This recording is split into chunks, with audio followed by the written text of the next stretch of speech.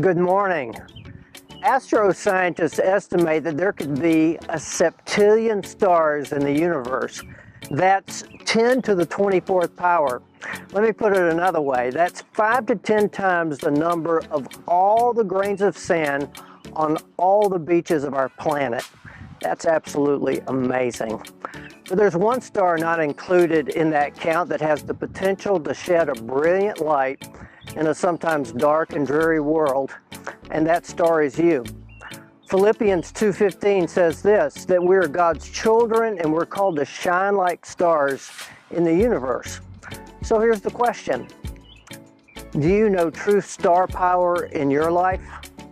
In our current sermon series taken from Philippians, we're exploring how you can cultivate a life that shines, a life rooted in grace and filled with faith and hope and confidence, peace and joy. Are you ready to live that kind of life? A life through Jesus, the true light of the world? Thank you for joining us this morning as we worship our light-giving God together.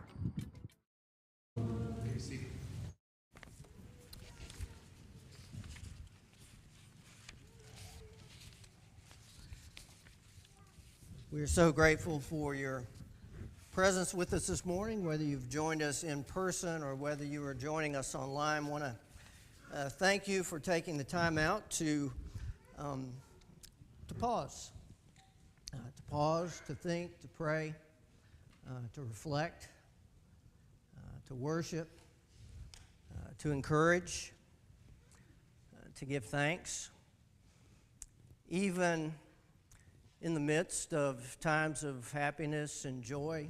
As we sing about waiting on the Lord and the Lord being with us, we also think about times of difficulty and sadness. It was just this last Sunday that Nadine was sitting right there in that front row with Luther, his dear friend, and I know you all have gotten the news about her. The Bible says that we are to rejoice with those who rejoice and to weep with those who weep. And sometimes we can even weep and even rejoice at the same time. I'm thankful for God's family. I'm thankful for this body. And I know you are too. And I know Nadine, she sat there last week, and I commented to her that it was so good to have her back.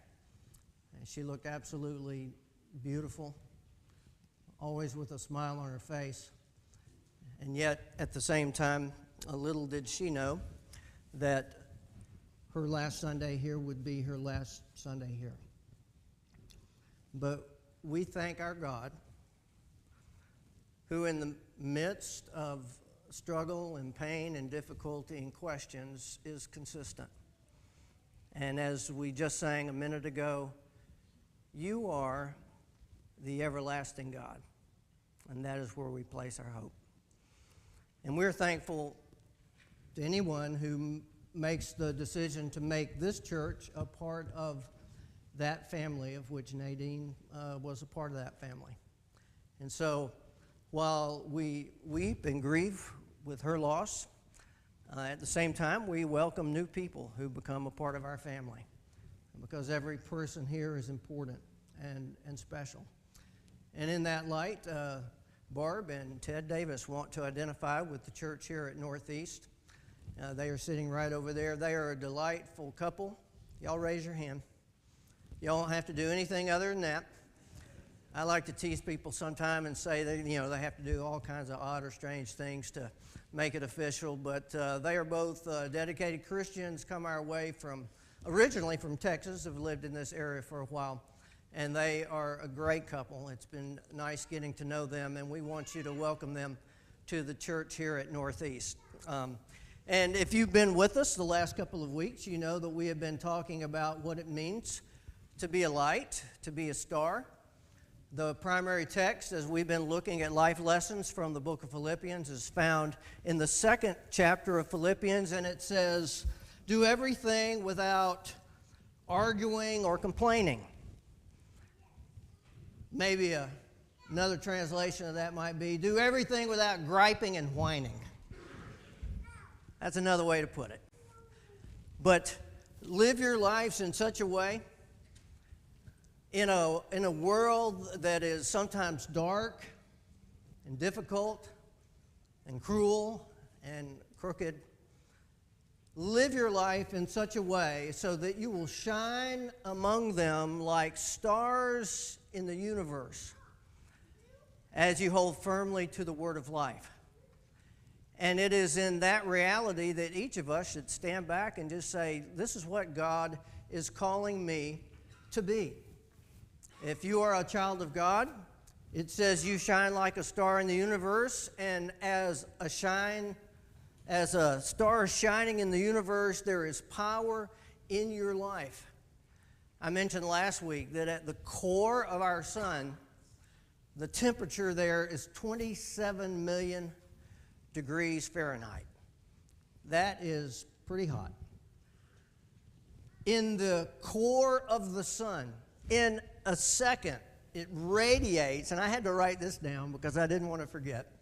It releases energy equivalent to 91 billion megatons of TNT every second. 93 million miles away, and yet today, with all of that distance, there is still that power, and there is still that influence. How many of you woke up this morning and said, man, I am so thankful that the sun came up this morning? We usually don't think in those terms. We take them for granted. And I think sometimes we might take for granted what God is saying to us in terms of the power, the difference, the light that we can be in the lives of others. And as we've said in the series, it is in the darkness. It is in the despair. It is in the lowest, most difficult situations and circumstances of life that we can make a difference, that we can shine. It's in the darkness that the light makes its most powerful impact. And so last week we looked at it from this angle, and we asked the question, in terms of what kind of life are you living? Are you living a life of confidence? Or are you living as someone who is defeated?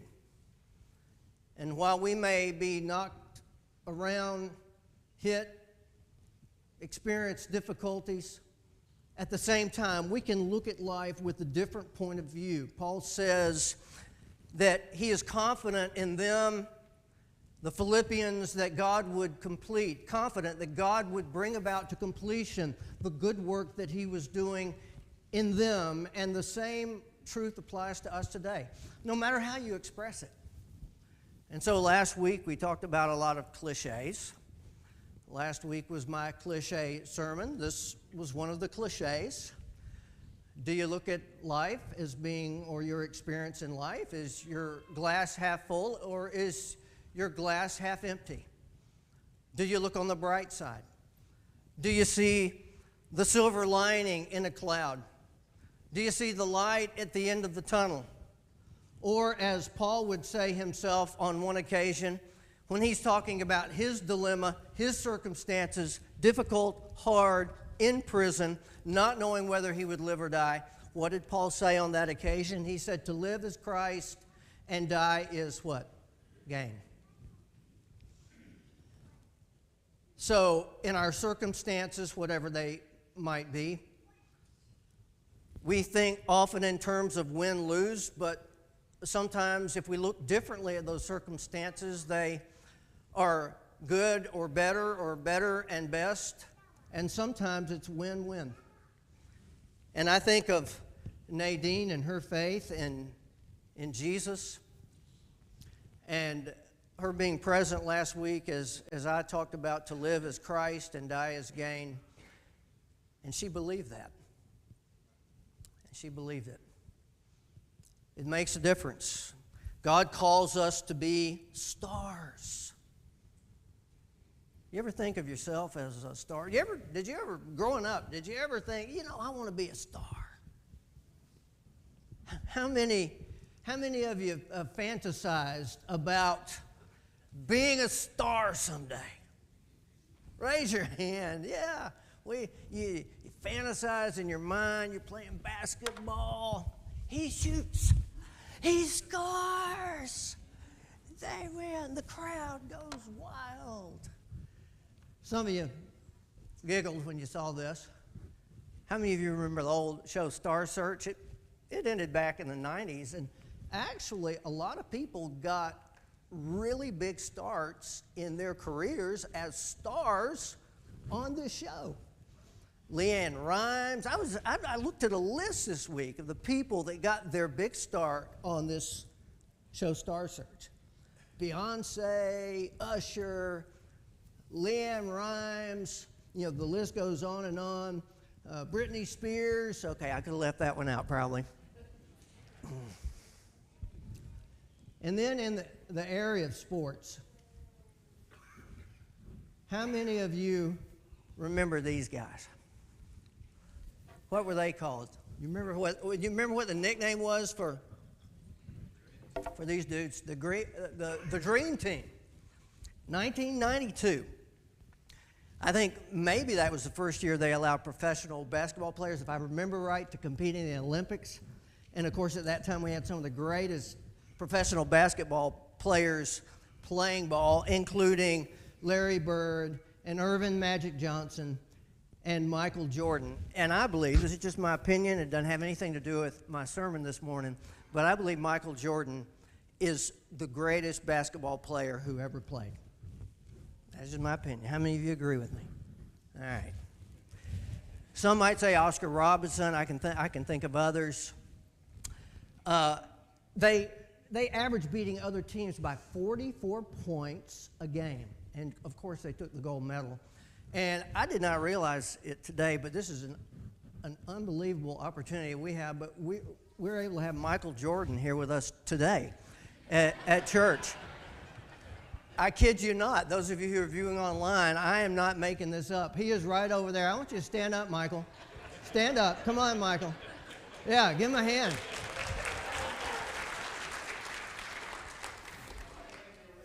Yeah. He's changed a lot over the last few years. It's that beard. It's that beard that does it.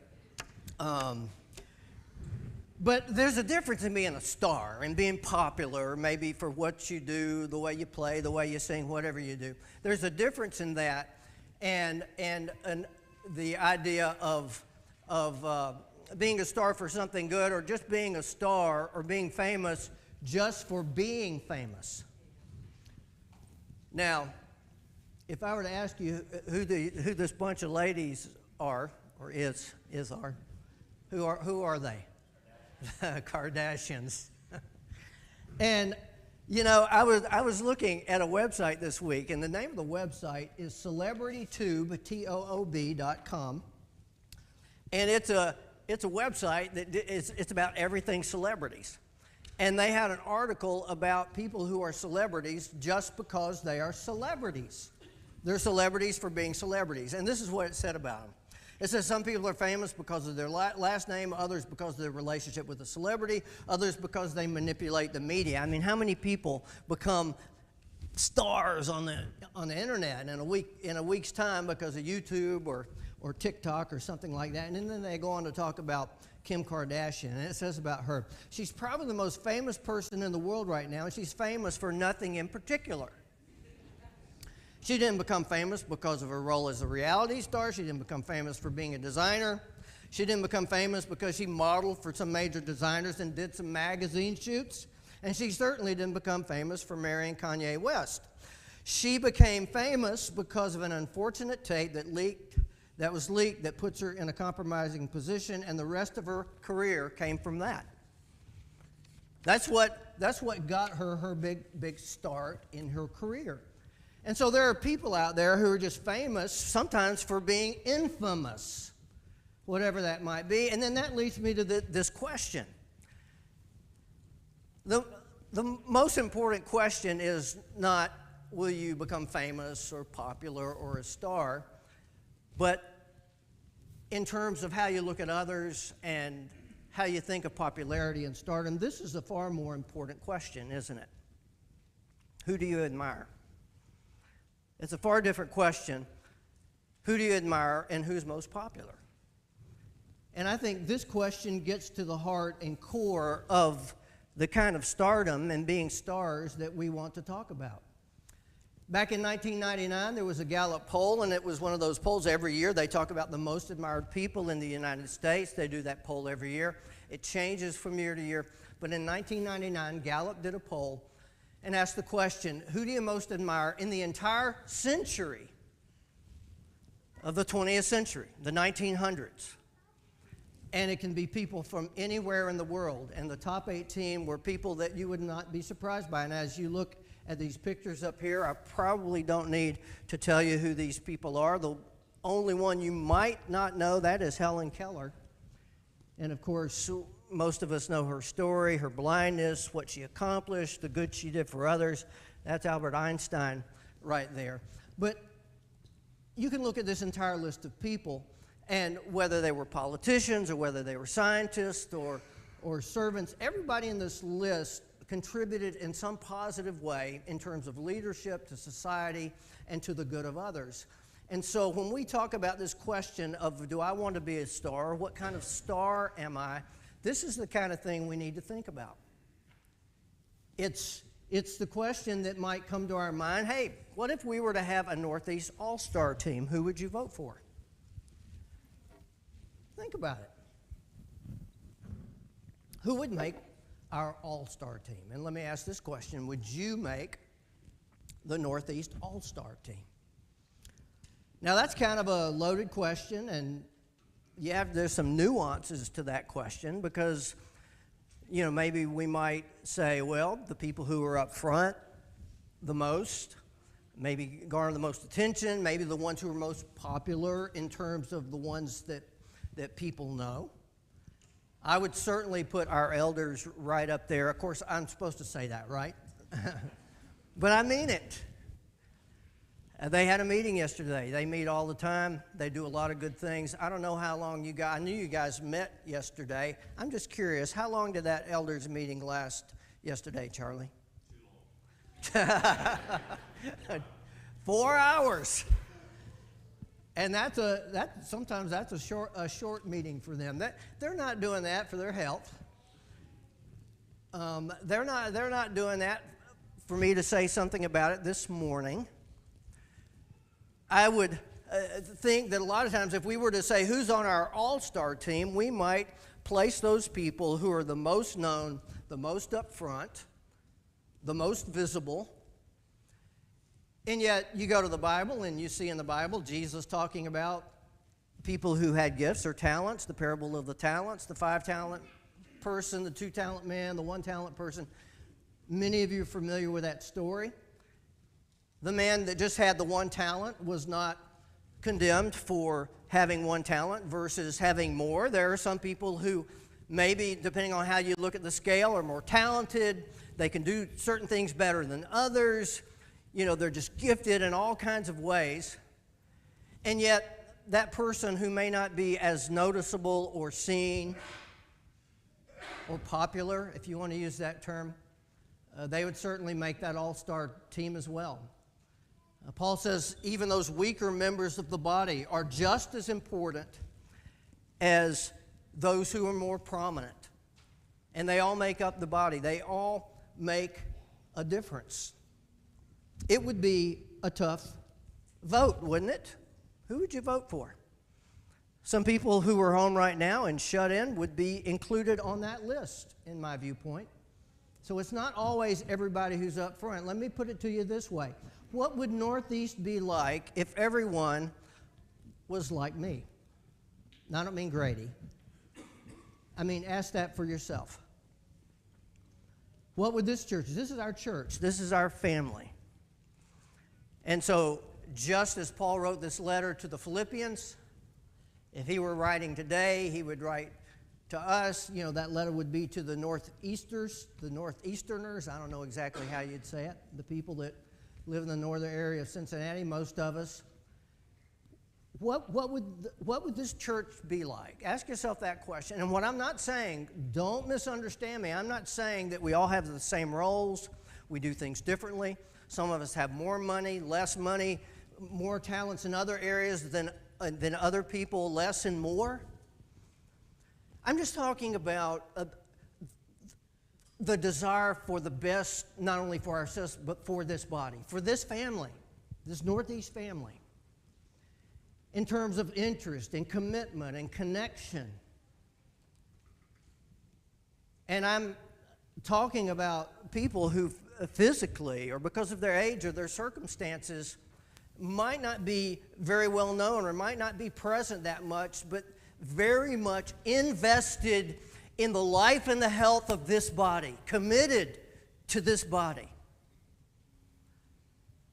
Alan Moffat has been bedridden for weeks. The doctors told him months ago that he had days or weeks to live. And now he's going, I think he's entering into month 5. He's a tough guy. A tough, faithful man. He and Jerry. They love the Lord. They love this church. I know if they could, he would be here with us today. But because of circumstances, he can't. But they not only love Jesus, but they love this body. They love you. They love this church, even if they don't know who you are. In terms of commitment and love and passion. See, Paul is talking to a church at Philippi. The church is divided. There's conflict. There are a lot of people who are thinking, me, I. It's all about them. And Paul told them, he said, listen, this is how you change things. We talked about this last week and the week before. But he says, the way to fix that is you need to have the attitude or the mind of Christ. Do nothing out of selfishness. Do nothing out of pettiness. Do nothing from selfish ambition or vain conceit. Rather, in humility, value others. And he's talking to the church at Philippi, but it applies to Northeast as well and outside Northeast. Value others above yourselves. Not looking to your own interest, but each of you to the interest or the needs of others. And then he goes on to say after that, this is how you do it. Look to Jesus. He humbled himself. He put others first. He wasn't just thinking about himself. And so, to me, if we're talking about wanting to be an all-star, as we are stars that shine, this is a key verse. It goes back to what we talked about 2 weeks ago, and I'm going to look at some application today in the lives of 2 people. But the question is, are you selfish or are you sacrificial?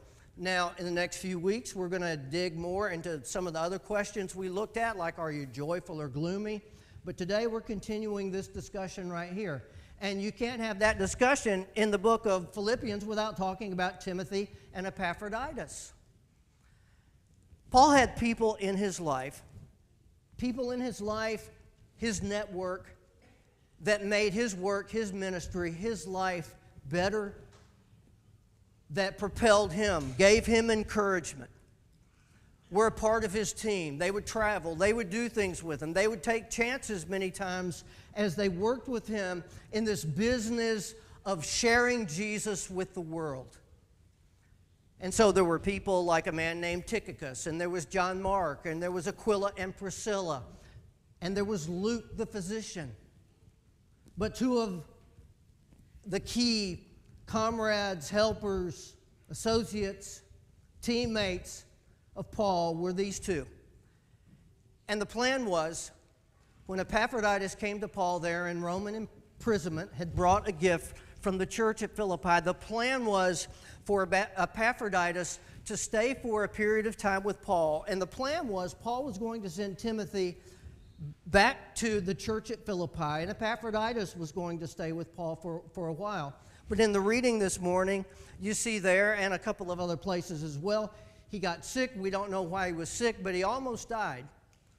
And so there was a change in plans. And so instead of Timothy going back, he was going to send back to them Epaphroditus, because Epaphroditus had gotten ill and they were concerned about him, and he felt like that was the best thing. Now, he could have used both of them. And yet Paul is thinking about the Philippians.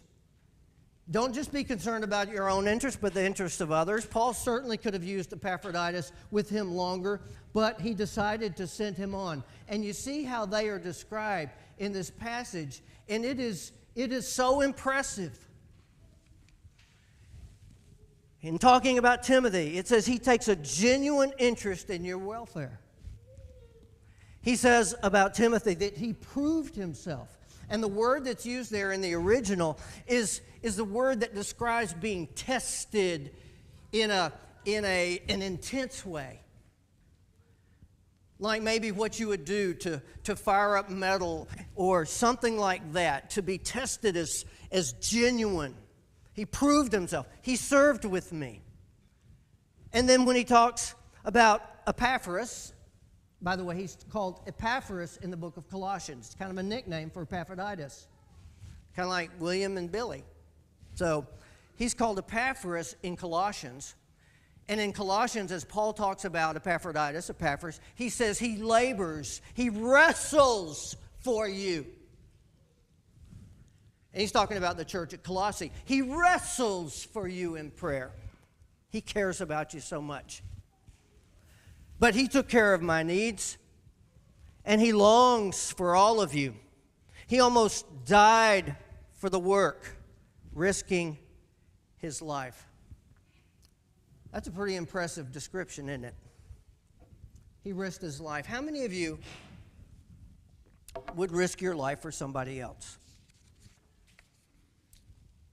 You might say, well, it depends on who that somebody else is, right? I would probably say the same thing. But in terms of those who are a part of the body, we're talking about the body of Christ here in this context, which is more likely, or which is more important, risking your life or giving yourself? Most of us will never be put in a position where that first question applies to us. Now, it does happen. I talked about that couple last week who died in Uganda. This is the more important question right here. Giving yourself. How do you give yourself? There's so many practical ways in terms of how we give ourselves. The list is just absolutely endless. This week, there's a funeral. There will be a sign-up sheet that goes out to this church to sign up to bring food for the family and friends of Nadine. And I tell you what, when that thing goes out, it gets filled up just like that. It gets filled up in half a day. Now, the people who do that may not ever be required to give their life, but they are giving something because they care.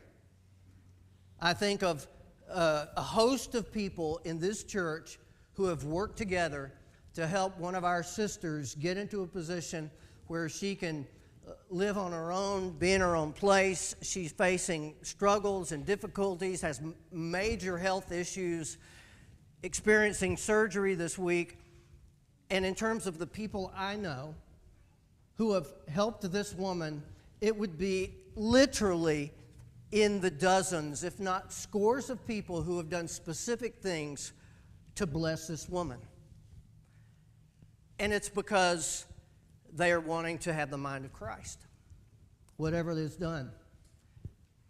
How many of you have ever, and I couldn't help but think as I'm putting this lesson together, just the idea of coming to church. How we view what we do in terms of our relationship with each other. Some of you are wondering about this, aren't you? I've mentioned it in a sermon before, but I've never given you a picture. A few weeks ago, we were traveling down in Alabama, down in L.A., Lower Alabama, for those of you who aren't familiar with that. I used to live in L.A. I tell people that. I used to live in Lower Alabama, part of my life. And between Birmingham and Montgomery on I-65, going north, North of Montgomery and Prattville, you start to get to area around Clanton, Alabama, and there's a couple of exits there. And this big billboard will catch your eye. How many of you have been there and actually seen this before? Okay, Rob has seen it. Anybody else seen this billboard?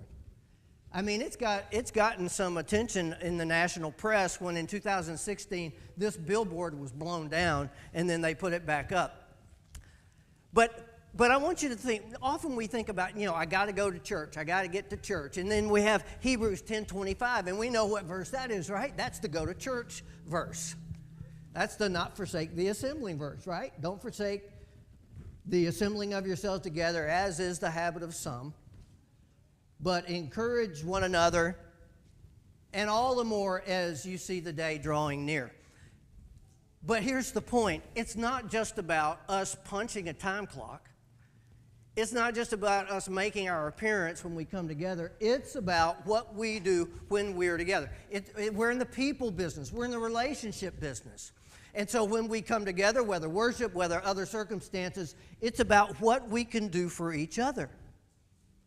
And so the next question comes up in terms of what am I going to do? I love this verse.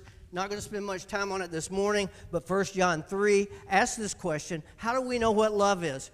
Love is being willing to lay down our lives for our brothers. Already talked about that. Most of us are not going to be asked or required to do that, although at times we may. If anyone has material possessions, sees a brother or sister in need, but has no pity on them, how can the love of God be in that person? Dear children, let us not love with words or speech, but with actions and in truth. We are in the people business. We are in the servant business. And so the question comes up as we look at some takeaways. A couple of things here. How do we grow more in the blessedness of giving? How do we grow in what Jesus says, and Paul quotes him in the book of Acts? It's more blessed to give than receive. And there are so many ways that we can grow in the blessedness of giving as we grow up, as we mature. A baby, I've talked about this before, a baby is totally self-centered. That's all they know. That's all they need. They need from others. They need food. They need nurturing. But as a baby grows up and becomes a child and then an adult, they learn that there is something they can do. They can give. It's not all about me, me, me. How can I grow more in the blessedness of giving? First and foremost, let Jesus change your heart. And I'm just going to make a quick point with this. I'll make some more points about it in the future. If it's not coming from the inside out, it's just me doing a prescribed set of things or doing some rituals or obeying some rules and somehow feeling by that I am giving in the way Jesus is asking me to give my life. It takes, first of all, being born again, transformed, a new creation in Christ. It is a miraculous thing that when we turn to Jesus, put our faith in Him, we go down in that water, we come up a new creation in Christ. He gives us a new nature. We're empowered by the Holy Spirit. Jesus lives in us. And what we do and how we respond, we nurture that in our lives. And I'm going to skip that question, but it's really good, but we'll just skip it for now. Some quick hits right here at the end. What can I do? How can I grow more in the blessedness of giving? I'd say number one, not most important, take advantage of planned opportunities that we have. And I'm not saying that because, listen, we had this organization and we want to create activities and we want to be looked at as, busy, a busy church and all that kind of stuff. This is who we want to be. This is who we are. And so there are opportunities all the time. Some people will be serving at City Gospel Mission this week. This summer, you'll have opportunity to serve with focus on youth. You'll have opportunities to serve related to Kumo. You'll have countless opportunities this summer to get plugged in and do something. And this is one of the ways that we can do it. Number two, I want to tell you something. I get frustrated with this clicker. But my glass is half full. Serve with your children. Listen, our kids are facing a bombardment of messages, social media, life, everything. It's about me, what I do. How does the world respond to me? How are people reacting to me? You know, and so the world might say to our children, you can be a star, or you're a star.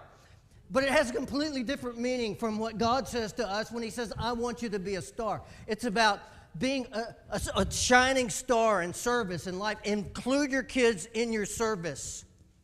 They need to see you serve, and they need to understand from you why you're serving, whatever that may be.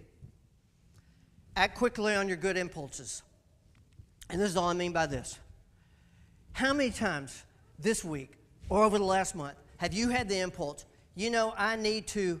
I'm going to send a card to ... right? Hey, remind me. I'll tell Jeannie sometimes, remind me to ... And, you know, it's about doing something for others. And then a lot of times we get distracted and we forget about it. And when then the I need to becomes the, I meant to, or I should have. And so when you get that good impulse, that thought, you write it down to make sure that you're going to do it and you're going to follow through. Because I think so many times in my life, I thought I need to do this, and if I don't write it down or don't think about it, it's not that I don't care. Just things happen. Life happens, right? Try to react to that initial impulse to do something good in terms of service. And here's my last point. Do something anonymously. So I'm visiting the Moffats a few weeks ago, and when I go visit them, there's a lady from here at Northeast visiting them. And this is my guess. My guess is that the only person knew that she was there was her husband. She was not there hoping that I would pop in and see her there visiting the Moffats. That's just what she was doing. She wasn't doing it to advertising. But I tell you what, it's a struggle. And I've told you before, I had this problem because I'm a people pleaser. And I am trying to let God get in my heart in such a way and be like Jesus that I'm not so tempted to let folks know what I'm doing so they will think something good about me. And I know we're supposed to let our light shine, but ultimately it's about pleasing our God and making Him happy and pleasing Him. I got a note this week, and I got a note it's an anonymous note. And I've told you before, I've gotten anonymous notes before. Half of them have been nice, maybe, of the anonymous notes I've gotten through the years. Just kidding. Most of them have been. And it's from KCB. And I was trying to think, do I know a KCB? I even went on the hub and typed out Casey, and that we have several Caseys. Yeah, we have one sitting right there, but it's not KCB, she's KCC. And I thought, I want to know who sent this note. And she said, Dear Grady, I appreciated your message on not being selfish. And I wanted to send you a card to let you know how much I needed to hear it. Thank you. P.S. Could you tell that this note was written by a robot and not me? So you only get this if you were here a couple of weeks ago. And I talked about that handy written site that will handwrite notes for you so you don't have to do it yourself. When I was talking about the importance of doing things ourselves. So somebody out there did it.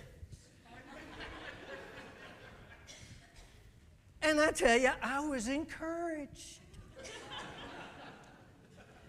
KCB, whoever you are, and I want to know so bad who KCB is. You're an all-star. You're an all-star. And that's the whole point.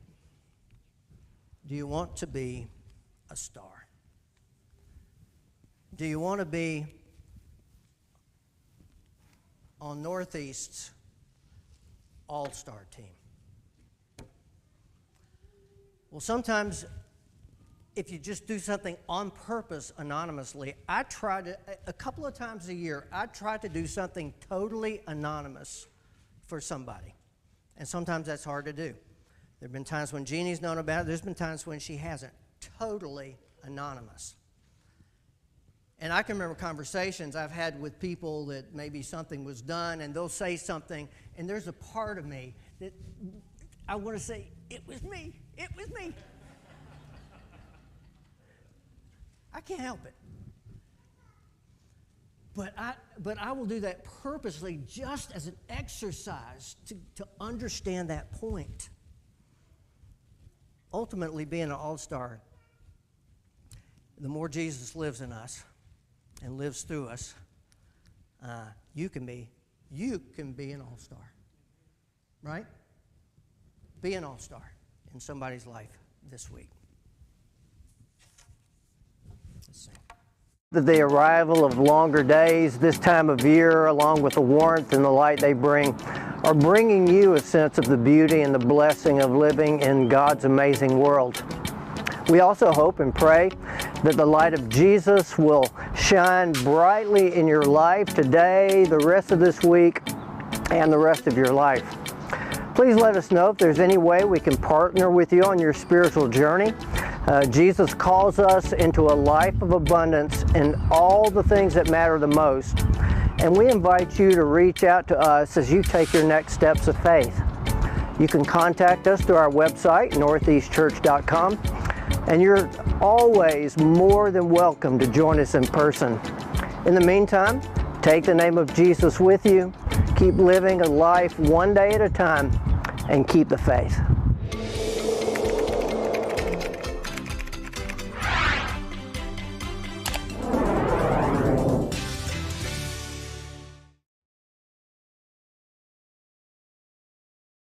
Every praise is to our God, every word of worship with one accord.